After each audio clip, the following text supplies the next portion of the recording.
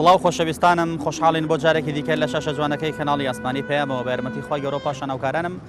بووی نۆمیۆنی ماڵەکانتان بۆ پێشکەشکردنی ئەڵلقەیەکی نوێ لە بەرنامەی پەیامی تۆ. بەڕێزان ئەم شەویش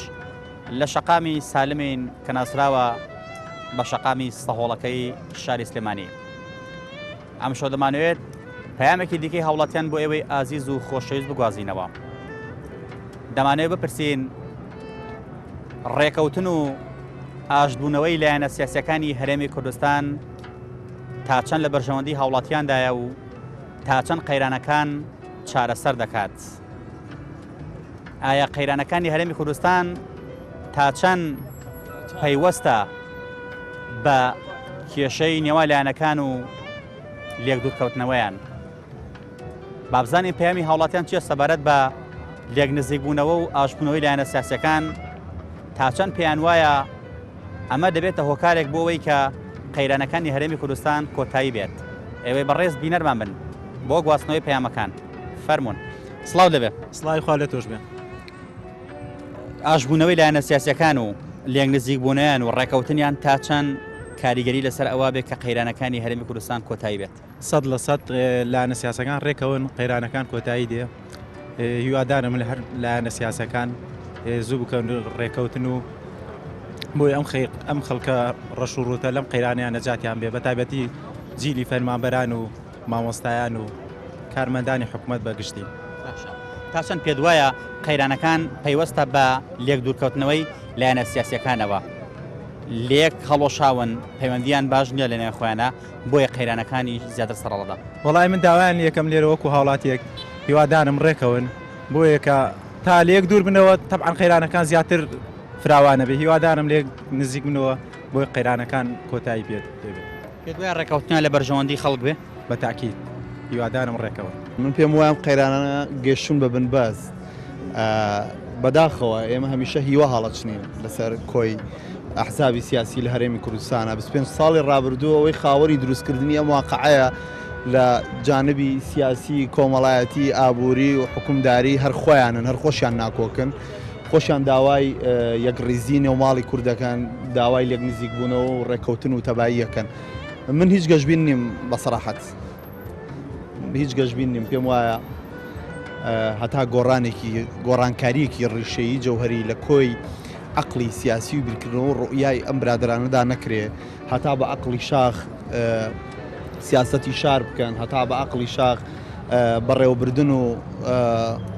حکومداری بکەن. پێم وایە ئێمە ئایندێکی باشمان نابێت. ناڵم خراپتر دەبێ، بەڵام چکە دۆخ لە بە خراپتر نیە، نازانم یعنی بۆ ئێمە قابلە دەستیان بچێتە خوێنمان ئەم برادرانە ئەم حیزبانە و بیزداد لایەنێکی سیاسی دیاری کراوە کە هەیمەنەی یەکجار سەرەکی گەورەی کردەوە بەسەر کۆی کایە و جونگە سەرچەکان لە هەرێمی کوردستانە.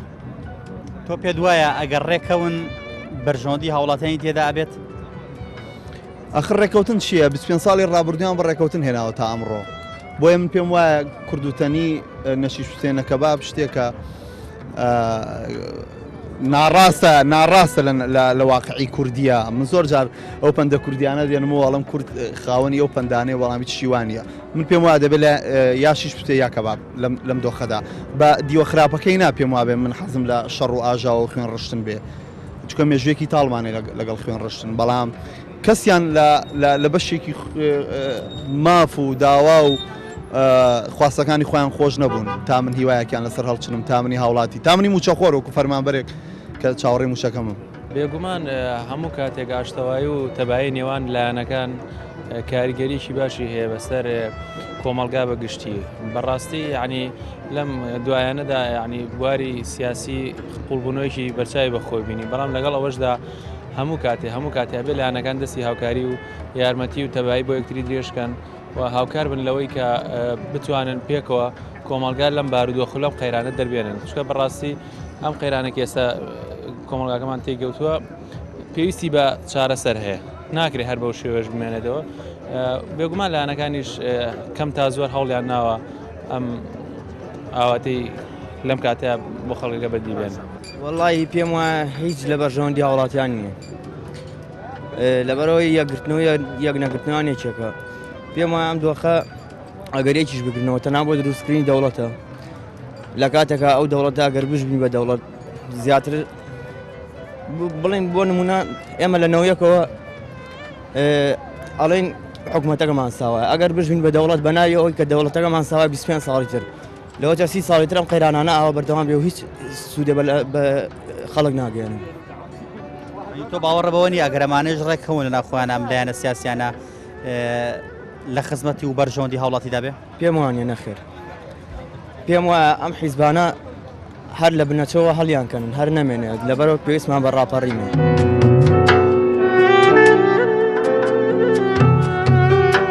سەیری ئەوروپا بکە لە هەموو ئەوروپا خەڵک قوربانیەوە تێگەی تاگەیشتون بەم پێشکەوتنی ئێستا لێرە خەڵگەی وەزع تێک نەچێت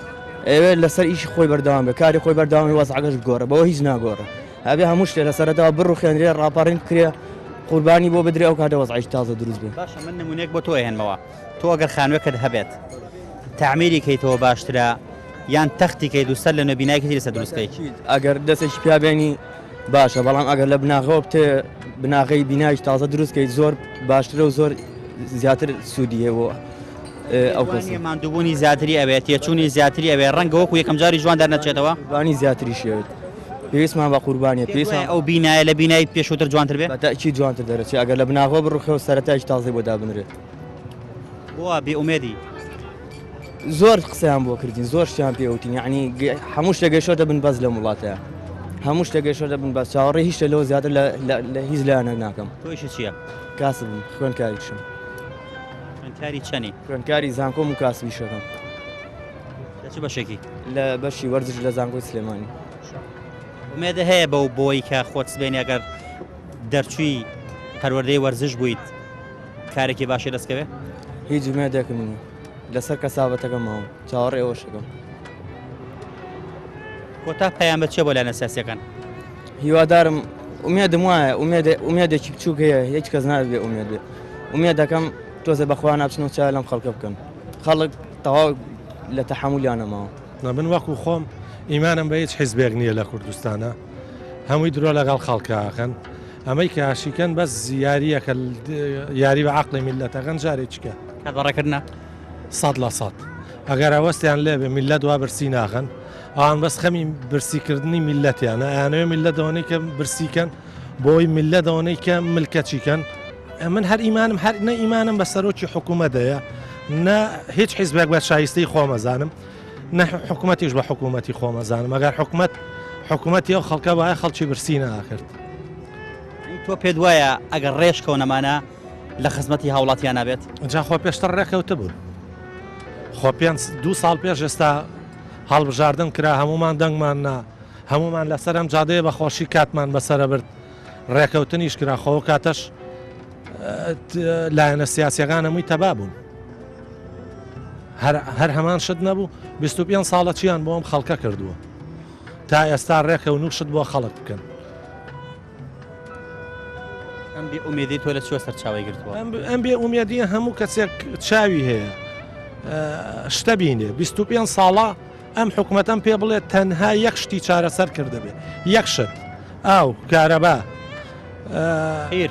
قیر یعنی شتێک نەخۆشیەک یەک دیاردە یەک شتم پێ بڵێت چارەسەری بنبڕی کردەبێت. پێ دوای ئەمانە چیان لەکەین باشە؟ وەڵڵاهی بەچیەکەی من نابێ بۆچوونێکی تۆ ئەمە بەچی من نەهەبێ ئەبێ میلەت هەمووی ئەزانی چیان لێغین باشە ئەم جارە دەنگیان پێنەینەوە 100% لایەنە سیاسەکان ڕێکەون قەیرانەکان کۆتایی دێ خەڵک تەواو لە تەحمولیانە ماوە. من هەر ئیمانم هەر نە ئیمانم بە سەرۆکی حکوومەتەیە نە هیچ حیزبێک بە شایستەی خۆمەزانم نە حکوومەتیش بە حکوومەتی خۆمەزانم ئەگەر حکوومەتی ئەو خەڵکە وایە خەڵکی برسی ناکرد. نەوەڵا هەتا ئەو ڕۆژێسمە ژێر گڵەکەەوە مێدم بەم حکوومەت و بەم دە وڵاتە نیە. باشە من و تۆ بۆ ئیبینین ئەو میلەتەوە تا لەو سەرجادەیە بێ ئیش بێکار خەڵک هەیە پارەی نانی ئێوارەی نییە خەڵک هەیە مناڵەکەی لە مەکتەب دەرەکات لەبەر بێپارەیی باشە من و تۆ ئیزانین ئەمانەی تر بۆ نایزانن. یەکەم جارە من هیچ فکر لە سیاست ناکەمەوە وڵا فکر لێ ناکەمەوە. بۆ کاری چییە؟ بۆ کاریوەیە سیاست لە وڵاتە هەمووی فاشلە. باشە ڕێکەوتنی ئەوان خزمەت بە هاوڵاتی ناگەینێ؟ ناوەڵە بۆ خزم بەس خزمەت بە خۆیان دەگەینە. ئەم لایەنانە ئەگەر ڕێ بکەون ئاش بوونەوە لەگەڵ یەکتریا خزمەت بە هاوڵاتی گەێنێ ئەوە شتێکی چاوەڕوان نەکراوە و ناشبێ هەرگیزەوە نابێت بۆ خۆیان ڕێکەون ژێر بەژێر لە پارەکە بەشەکەن و میلەتەشەوێ بۆ خۆی سەیریکە لە تەلەڤیزۆنەکانە.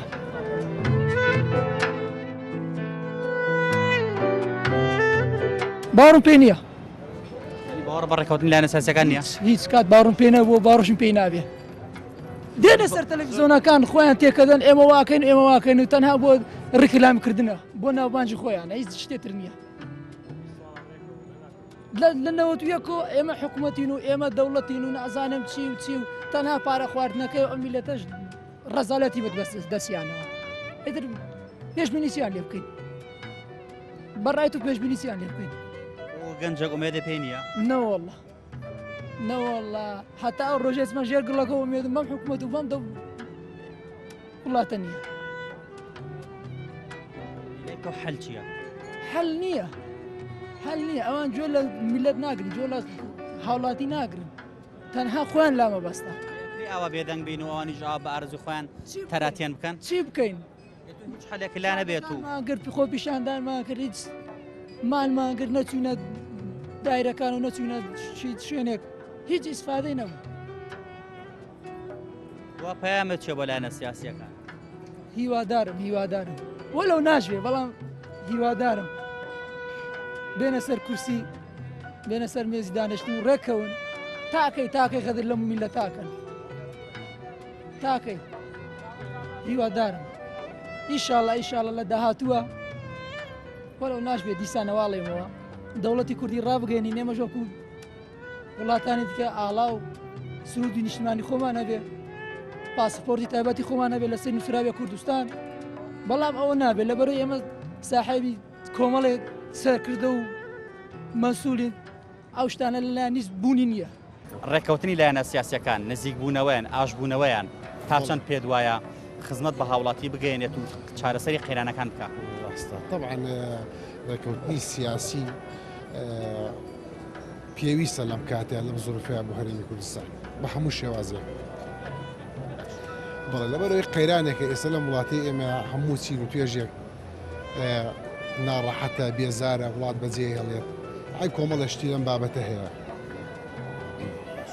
تۆ پێت وایە ئەگەر لایەنە سیاسیەکان ڕێکەوتن ئینشاءڵڵا خزمەت بە هاوڵاتی بگەێنێ و چارەسەری قەیرانەکان بکات بچێتەوە دۆخی پێشتر؟ طبعا بەتاکید ئەو شتە ئەگەر لایەنەکان ئەو ڕێکەوتنە ببێت یان لە بینی لایەنەکان هەر پێنج حزب سەرێکەکە بەتاکید خەڵکش بە شێوەی کە بیرەکاتە و هەڵوێستێکی ترێ بێت یعنی ژیان بەرەو خۆشترە ڕۆیانی خەڵک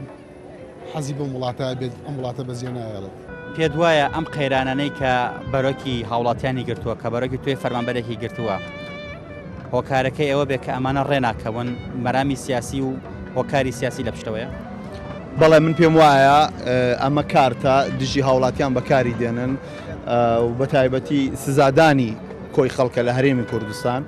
ئەگینا بە بەراورد بە پێ و زانیاریانەی من کە من وەک گەنجێک و فەرمانبەرێک کە ئاگام لە تەواوی تۆڕە کۆمەڵایەتی و سوسیال میدیا و تەواوی زانیاری و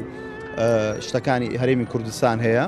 ڕنگ بێت تۆزێک لەسەر مەسلەی نرخینەوە فرۆش کەمی کردبێ یان نرخ دابەزی بێ تەسیری کردوێ بەڵام تەواوی لایەنەکانی تری پارە پەیداکردن لە هەرێمی کوردستاندا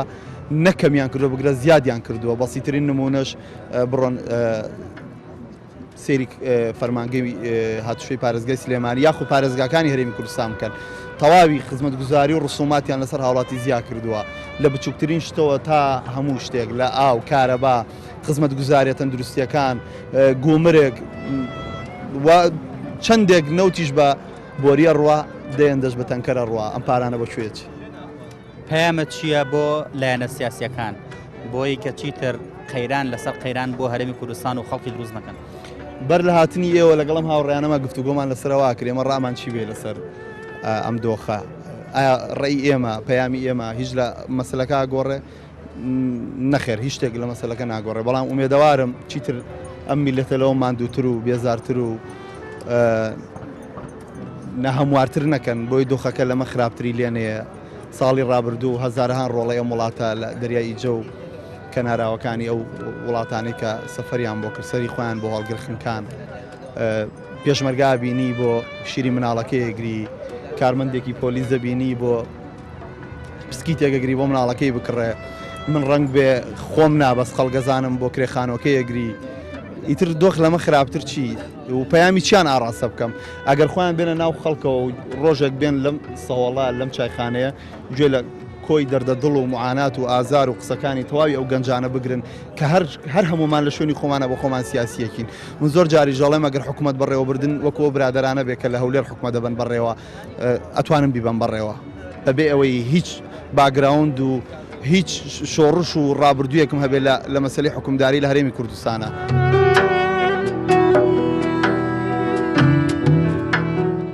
ئەمانە کۆمەڵێ ئەمە گاڵتەکردنە بە شعوری خەڵک ئەمە گاڵتەکردنە بەو جیلێک لە دوای ڕاپەڕینەوە لە دایک بۆ منەتی شۆڕش و خەبات و شۆڕژگەڕیان پێفرۆشتنەوەوانێ من خۆم لە خانەوادەیەکی شەید و پێشمەرگەم کە دەیان تەسحێ و ماندووبوونمان داوە بەڵام من نایکەم بە منەت بەسەر کۆی هاوڕەکانمەوە دوجارەوانی وەکو من ئینسانم وەکو من هاوڵاتیەک لێرم لەگەڵ منە گوێم لە ئازارەکانی وانە بێوانەی خۆم لە بیرەچێتەوە کەم کەسەیە لێرە وەکو من بێ بە دڵنیاییەوە زۆری نەن هەمویان بدوێنە ئەگەر وەزیان لە من خراپتر نەبوو ئەو کاتە با سەرۆکی ماوە بەسەرچوو تەواوی ئەو برادرانێک کە لە حکومداریان بەقەدەر خۆیان قسەیەک بکەن لەسەر ئەو دۆخێکی خەڵکی تێدا هیوادارم ئاوڕێ لە میلەت بنەوە میلەت وەکو یاری مناڵان نەخێن ینی وەکو لە عابە بەکارمان نێنە دوای ئەم وڵات و وڵاتیش نەخەون تاوەکو معەمەر قەزاڤی و سەدام حسێن و ئەم سالانەی چواردە وەرمانیان لێیان نهاتووە بەوەش خۆیان نابێنەوە باشترە. ڕاستە ڕێکەوتون بەڵام ڕێکەوتون لەسەر دابشکردنی داهاتی میلەت یاین ڕێکەوتون لەسەرەوەی ئەم پارچەکیەکە چۆن بە شێوەیەکی جوان دابشکن لە بینی خۆیانە نەوەکو بۆ میلەت بێ.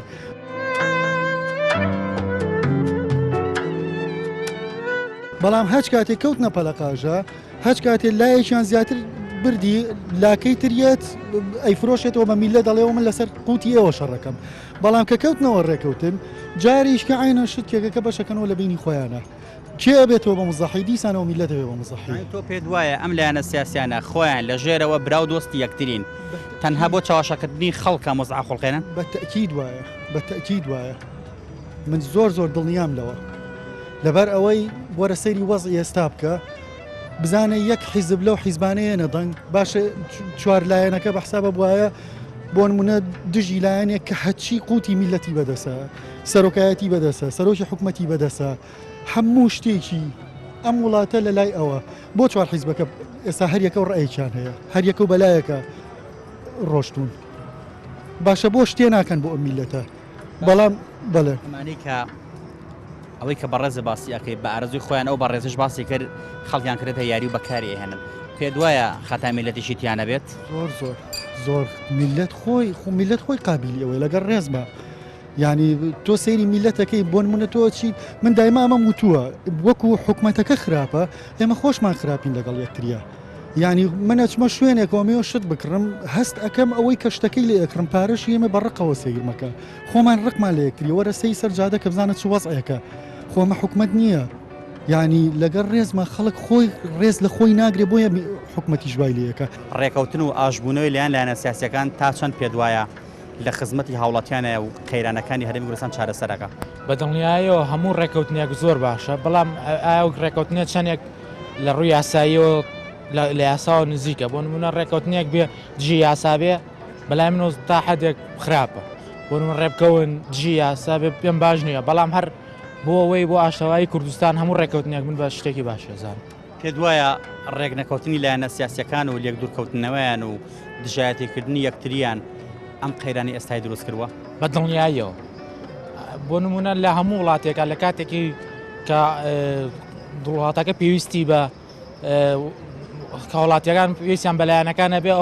لایەنەکان هەوڵەیەن لێکەوە نزیک بنەوە کەمترین جیاوازیەکانیان جیاوازەکانی تا بێ کەمەکەنەوە خاڵاوە بەشەکانیان ڕێکەخەن بەس لەم وڵاتی ئەمە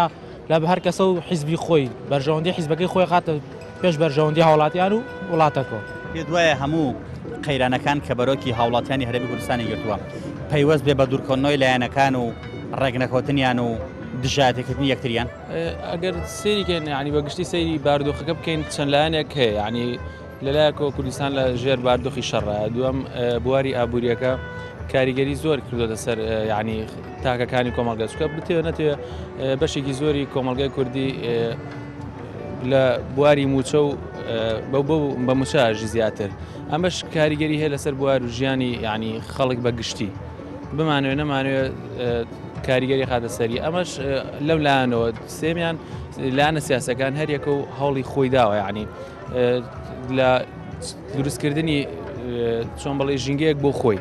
ئەم ژینگەیە کە دروستی کردو بۆ خۆی هەوڵی یا خۆی تیا گەورە بکە بەڵام لەگەڵ ئەوەشە هەموو لایەنەکان ینی پێکەوە جوان چکە چۆنەڵی چەپکە گوڵێک بێکەوە ینی ئەگەر یەکیان بۆنکەی کەمێک بۆنیە بەس ئەگەر بەگشتی بۆنی کەیت و چەپکێکی جوانی لێ دەرەچێ ئەمەش پێکەوە هەمومان ئەو چەپکە گوڵە دروستەکەین ئینشاءڵڵا بۆ کۆمەڵگای گەلی کورد پەیامە چییە بۆ لایەنە سیاسیەکان بۆ کۆتایی هێنان بە قەیرانەکانی هەرێم من هەروەک سەرەتاوتم ئاشبوونەوە ئاشتی نۆماڵی کورد تاکە چارەسەری ئەم قەیران و باردۆخانەیەوە ئینشەڵڵا بەرا پێشمەرگەکانیشمان سەرکەوتووە بن و کۆمەڵگەی کوردیش بەرەو پێشەچێ و ئێستادا ئومێدێگەیە کە لێک زیاتر نزیک بنەوە تۆ ئومێدە بەوە هەیە کە ڕێکەوە بێگومان من تا سەرستان ئومێدم پێ هەیە و ئینشەڵڵا بۆ هەموو تاکانی کۆمەڵگەش کارێکی باشە بێت 100% لایەنە سیاسەکان ڕێکەون قەیرانەکان کۆتایی دێ خەڵک تەواو لە تەحمولیانەماوە من هەر ئیمانم هەر نە ئیمانم بە سەرۆکی حکوومەتەیە نە هیچ حیزبێک بە شایستەی خۆمەزانم نە حکوومەتیش بە حکوومەتی خۆمەزانم ئەگەر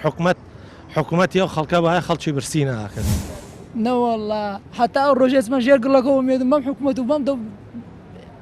وڵاتە نیە باشە من و تۆ بۆ ئیبینین ئەو میلەتاوە تا لەو سەرجادەیە بێ ئیش بێکار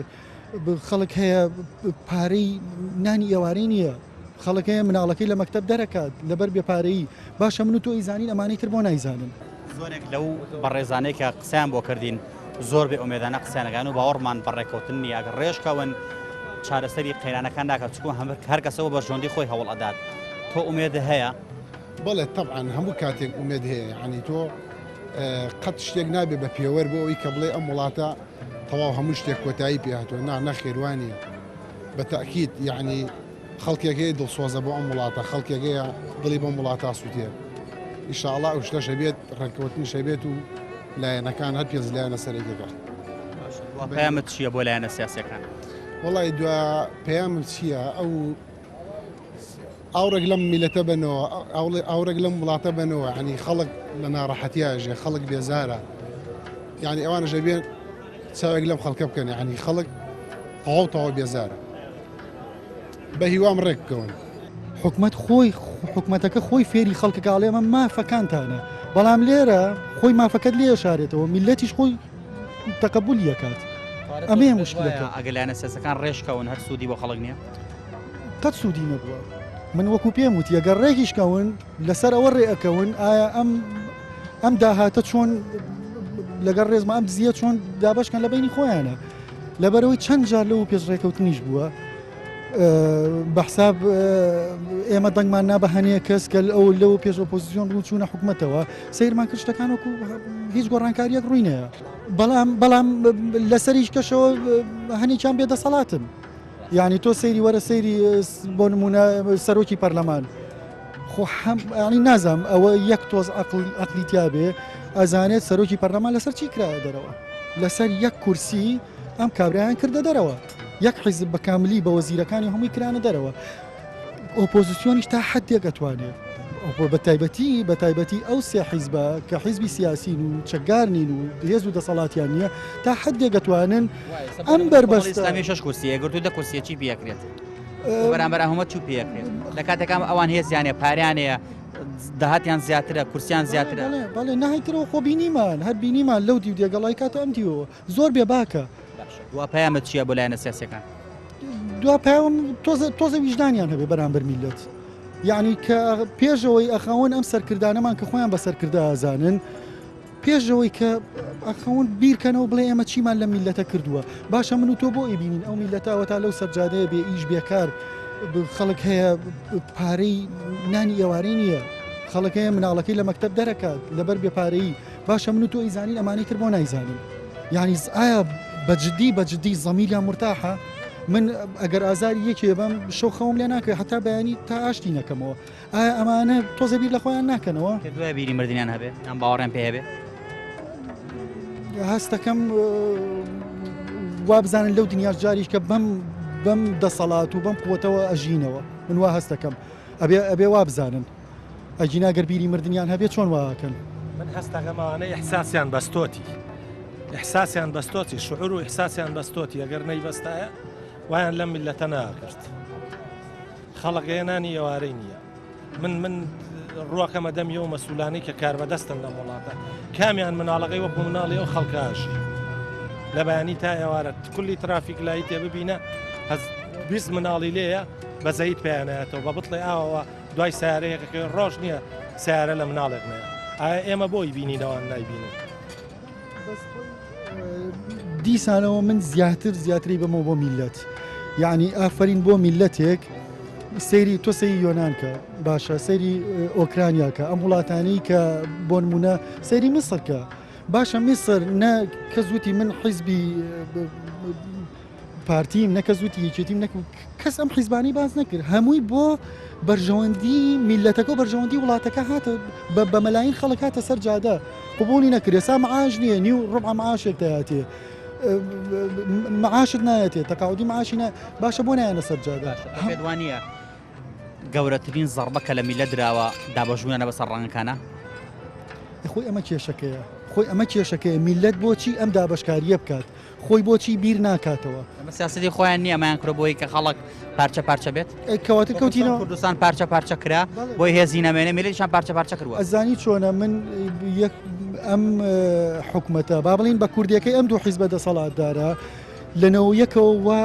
میلەتیان پەروەردە کردووە کە لەگەڵ ڕێزمان قسەیەکەم میلەتێکی کەرامەت شکاو دەرچێت میلەتێک بێت دایمە لە حاڵەتی پاڕانەوە و لە نزمیەوە سەیری سەر و خۆی کا بۆ ئەوی شتێک بپسڕێنێ ئەمە یعنی کەرامەتی خەڵک شکێنراوە بەمنەوە هەر بەمنەوەش هاتوو بەم نەوەشیانەوێ بەرەو بیڕوێنن بەرەو ڕێی بەرن جا ئەمە ئەگەر میلەت خۆی وشیار نەبێ زیرەک نەبێ لەوە شکاوتر دەرەچێت لەمە زیاترمان پێەکەن لێرەوە پەیامت چێ بۆ لایەنە سیاسیەکان وڵای لایەنە سیاسەکان من پێم وایە هەموو لایەنە سیاسەکان وەکو یەک ئەرکیان لەسەر نییە لایەنێ هەیە زۆر ئەرکی لەسەر لایەن هەیە بەپێی توانێنی ئەرکەکەی خۆی ئەبێت هەوڵبات هەوڵش زیاتریش بە سەبوونە حیزبی و دەسەڵاتدارەوەی کە وای کردو لەم قەیرانە بێت زۆرترین هەوڵ بە قەیرانەکە چارەسەرکە بۆیە داوای لە یەکەم بە زووترین کار لەبەر بەرژێنی هەوڵاتیان هەوڵبام قەیرانە چارەسەرکە ومێدە هەیە بە ئاشبوونەوەی لایەنە سیاسیەکان و بە کۆتاییەنامە قەیرانەکان لەم کاتەیە زۆر کەم لەبەرەوەی ناڵێم لایەنەکان بە تایبەتی لایانی باڵا دەستەکان بەرژەوەندی خۆیان یانێ بەرژەوەندی میلەتیان ناوێت ئەگە بەرژەوەندی میلەتیان گەشتە ناگەیشتم ئاستە قەیرانەکە یعنی بۆ ئەوە ساڵێک نزیکەی ساڵێ زیاترە پەرلەمان وای لێ هاتووە لە چی و شوێنەکات سەرۆکی پەرلەمان نەتوانێت بچێت بۆ پایتەختی وڵاتەکەی خۆی ئەگەر ئەو بەرژەوەندی وڵاتی بیستە نێگەشت ئەم گەردانی و بێیاساییە بەدڵنیاییە چۆن ئەم عەقڵەتە بگۆڕین وەڵای ئەم عەقڵیەتێ بەر مانگ و ساڵ و ڕۆژ ناگۆڕێ بێت من پێم وایە سەدەیەکی بەسە نا دەبێت پەروەردە زۆر گرنگە بۆ نمونە تۆ ئەبێ وا لە پەروەردەکەی مەسلحەتی خۆی نەخاتە پێش تاکێک مەسلحەتی خۆی نەخاتە پێش مەسلحەتی گشتیەوە بۆ نمونە ئێستا من حیزبێک هەڵبژێرم بەس لەبەرەوەی مەسلحەتی خۆمی لەگەڵایە نا بزانم ئەو مەسلحەتی گشتیشی دەبێ هەمووی بۆ یەکتری بژینەک بۆ خۆی بەدڵنیایی بۆ چوونەکانی هاوڵاتیان دابەش بوون بەسەر دوو بۆ چووندا هەندێکیان ئومێدیان بەوە هەیە کە لایەنە سیاسەکان ڕێک بکەون و کۆتایی بە قەیرانەکانی هەرێمی کوردستان بێت و خەڵکی ژیانی بەرەوخۆشی و بەرەو دۆخی ڕابردوو بڕواتەوە بەداخەوە لە بەرامبەر ئەمەشدا بۆچوونێکی دیکە هەبوو کە هیچ ئومێد و هیچ تروسکایەکیان لە ڕێککەوتنی لایەنە سیاسەکاندا بەدی نەئەکرد ئەوان دەیانوت لایەنە سیاسەکان تەنها لە پێناو بەرژەوەندی خۆیاندا ڕێک دەکەون و لە پێناو دابەشکردنی کێکی هەرێمی کوردستانە کە بە داهاتەکە ناوزەندیان ئەکرد هەر ئەوان دەیانوت ڕێکەوتنی لایەنە سیاسەکان تەنها بۆ ڕێکلامکردنە بۆ خۆیان هەندێکی تر دەیانوت تەنها دەیانەوێت خەڵک چاواشە بکەن ئەگین هیچ ڕێکەوتنێک لە ئارادا نییە و لە ڕابردوشدا چەندین ڕێکەوتنیان کردووە هیچ خزمەتێکیان بە هەرێمی کوردستان نەگەیانەوە. ئێمەش لێرەوە دەڵێن هیوادارین لایەنە سیاسەکان ڕێک بکەون چیتر با خەڵکی هەرێمی کوردستان لەمە زیاتر باری سەرشانیان قورس نەبێت و ژیانیان بەرەو نەهامەتی و نەبوونی و خراپتر نەڕوات. هیوادارین لایەنە سیاسەکان پێکەوە دەست لە ناودەست وەکو برا هەرێمی کوردستان بەرەو پێش بەرن و ئاواتی خەڵکی هەرێمی کوردستان بێن نەدی ژیانی خەڵک بەرەو خۆشتر و بەرەو باشتر بەرن بۆ ئەوەی کار لە کار نەترازێت کە لە کۆتاییە دۆخێ بخۆڵقێت کە هەموو لە یەکمان لێی زیانمەند بین. دوا پەیامیشمان بۆ لایەنە سیاسیەکان ئەوەیە کە پێیان بڵێین واز لە دوێنێ بهێنن هەر ئێستا بەرنامەیەکی سەرکەوتن و خۆشببختی دابڕێژن بۆ سبەینێ تا هاوڵاتیان لە ساو پەنایدا بەحەسێنەوە. پەیامیم جارشمان گەیشتە پایان تا پەیامێکی تر هەموو لە یەکتان بەختەوەر و ئاسوودە بن. خواتان لەگەڵ.